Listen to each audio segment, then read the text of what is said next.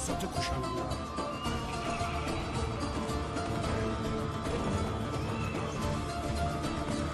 Yol açıp töreyi yayacak olanlar. İş sürüp sancağı kaldıracak olanlar. Hayal kuranlar.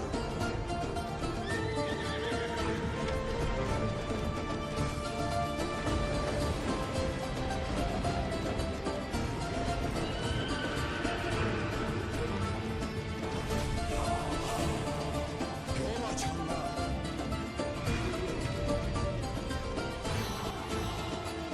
İş sürenler. Vaktidir gayri.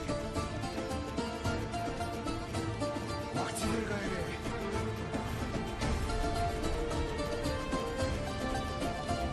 Vaktidir gayri. İş sürüp yol açıp devlet olma vaktidir.